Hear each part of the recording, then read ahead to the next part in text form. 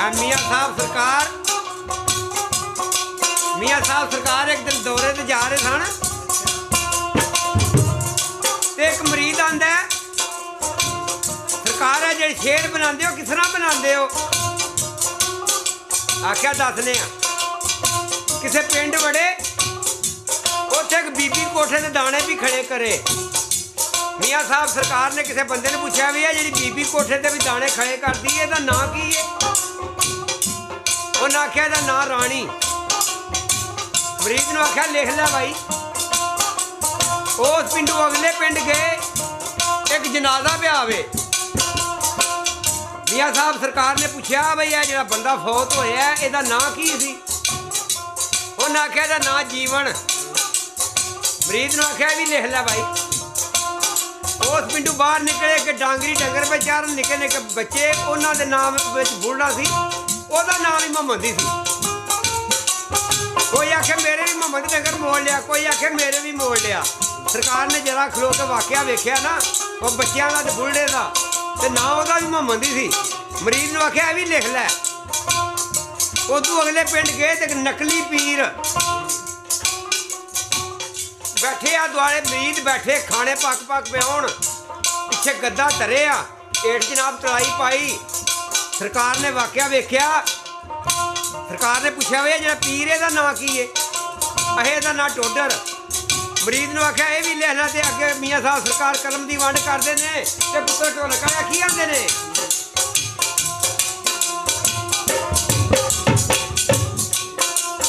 ओ बीबी डिठी मैं खे उडान दी जीवन डिठे मरदा, मियाँ साहब जे ओ डंगरी चारन ते टोडर मौजा करदा।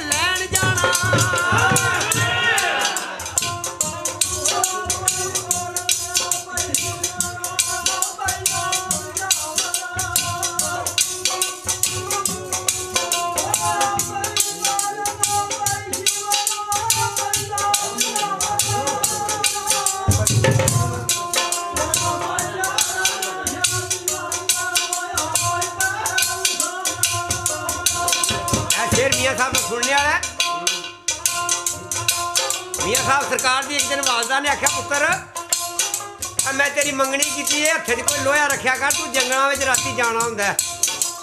ते मियाँ साहब सरकार नाले अपनी कलम की वंड करते हैं ते नाले अपनी वालदा नूं जवाब देंदे ने। की आंदे ने इज़राइल फरिश्ता जेड़ा लोहे कोलू नहीं डरदा, लोहा जे रखवाला होंदा ते कोई लुहार न मरदा।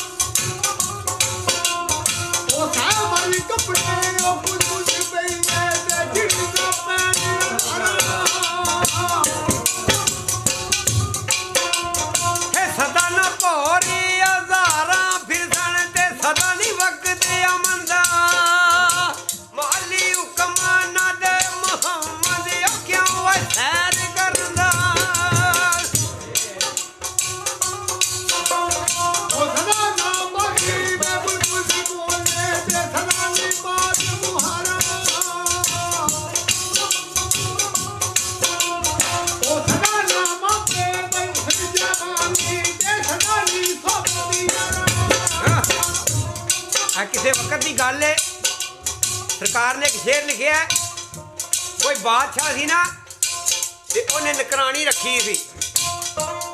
बादशाह सलामत जैसे वड्डे दौरे ते जाते हैं तो नकरानी उस कमरे की सफाई करती सी। एक दिन बादशाह निकलिया ते नकरानी के दिल में ख्याल आया हुआ छेज के उत्ते बादशाह नूं सारी उम्र हो गई है, तो मैं भी जरा सौ के वेखा हाँ इत्थे की मजा है।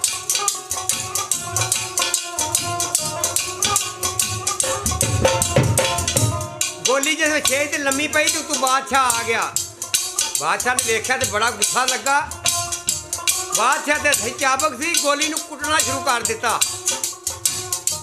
बादशाह सलामत जिन्ना चिर कुटता रहा तो गोली हसदी रही। जिसमें बादशाह ने छड्डिया तो गोली रोन लग पई। बादशाह ने आख्या कि तेन मैं मारदा रहा तो हसदी रही है, हूँ मैं छड्डिया तो रोन लग पई है। उत्थे मियाँ साहब अपनी कलम की वंड करते रहे तो गोली की आंदी है बादशाह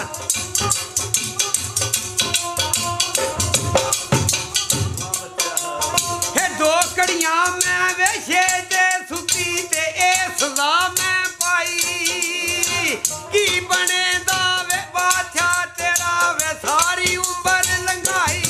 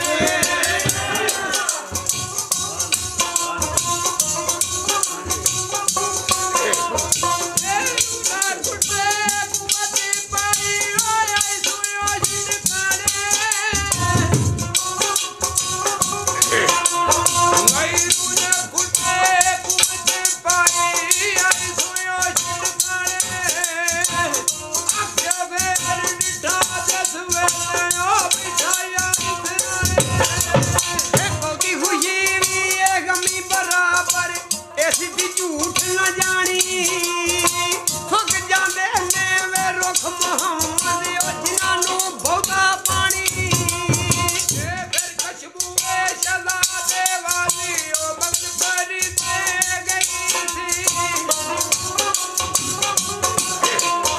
ਇਹ ਕੋਈ ਹੋਈ ਨੂੰ ਮੈਂ ਫਿਰ ਮੁਹੰਮਦ ਜਿਸ ਨਵੇਂ ਸਿਰੂ ਪਈ ਸੀ ਇਹ ਬੋਲ ਸਵੇਰੇ ਨੀ ਕਾਲੀਏ ਕੋਲੇ ਬੋਲ ਗਮਾਂ ਦੀ ਬੋਲੀ ਨਾ ਵਸ ਤੇਰੇ ਨਾ ਵਸ ਮੇਰੇ ਉਹ ਲਿਖਿਆ ਪੈ ਗਿਆ ਝੋਲੀ ਕੋਈ ਤੂੰ ਆਤ ਨੂੰ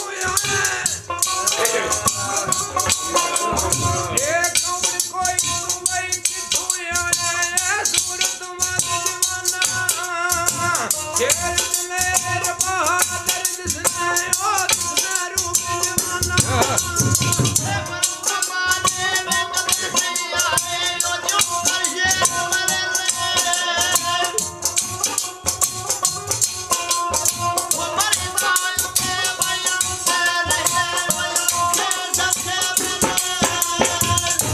मियाँ साहब सरकार को एक दिन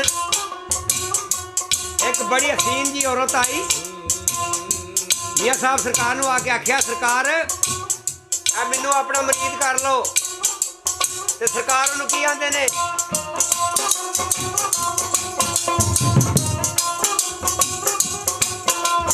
ਇਹ ਬਾਹਰੋਂ ਭਾਰੀ ਨੀ ਬੋਕ ਛੱਡ ਦੇ ਸਾਡੇ ਅੰਦਰ ਦਾ ਕੂੜਾ ਜੇ ਨਾ ਯਾਰ ਬੁਲਾਵੇ ਤੈਨੂੰ ਵੇ ਭੰਨ ਸੜਕਾਂ 'ਚ ਦਾ ਚੂੜਾ ਉਹ ਮੈਂ ਲੰਦਰੀ ਇੱਕ ਵੇ ਬੰਗਲਾ ਬਣਿਆ ਬੰਗਲੇ ਦੇ ਵਿੱਚ ਪੁੱਤਰੀ ਉਹ ਵਿੱਚ ਵੀ ਗੱਲ ਨਾ ਵੇ ਫੋਟੋ ਹਮਦ ਵੇ ਗਰ ਹਰ ਉਤਲੀ